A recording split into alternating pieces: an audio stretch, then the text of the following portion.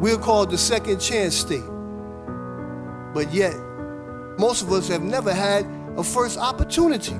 Most people go to prison because of conditions that they raised up in, because of poverty, because of ignorance, because of violence and frustration of those conditions that they were placed in that they didn't have a choice.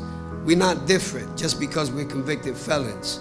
You know, we're not different because we're alcoholics, recovering addicts. It's not to judge a lot of you that's not from the inner city. I don't know what we've been through or what we're going through. I've never lived with no one used. Everybody used in my family, everybody used in my neighborhood. I don't know nothing about being clean. I have mental issues. Of course, I have issues. I was on those streets for 30 years. I'm a single mom of 2 with a severe drug problem and a severe mental illness. Basically, I've been chronically homeless on and off for 10 years because of my drug addiction.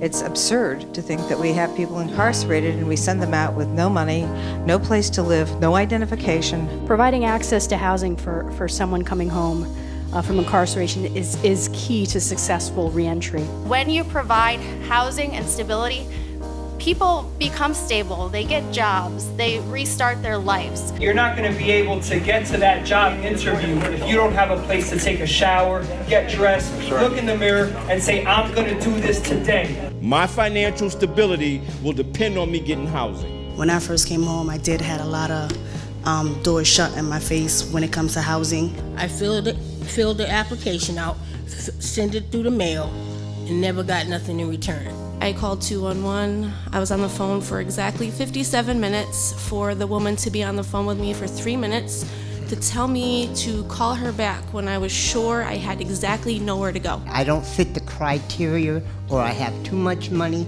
or not enough money. If you get out the way I got out, EOS, which stands for end of sentence, there's nothing for you.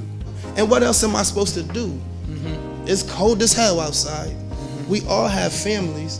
You gotta have money to take care of your family if you want to be a man.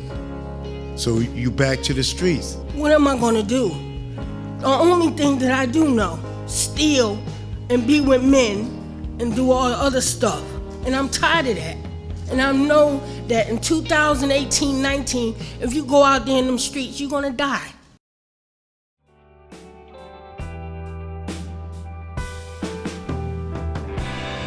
There's nothing more powerful than hearing directly from men and women who have experienced this firsthand. What people don't realize is that who I am on paper is not who I am. That's what I did, that's not who I am. I'm not ashamed of who I am today. I'm sitting here in front of you. I haven't had a drink since 1996. Somebody said yes, and through that yes, I went all the way to the top. We can fix our credit in this country.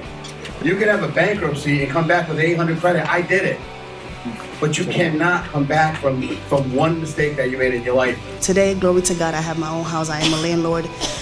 When I know that people are convicted felons, I don't look at their background because everyone deserves a second chance. Give people a chance to become a human being again, become whole. Because if we heal them, guess what? We stop this revolving door.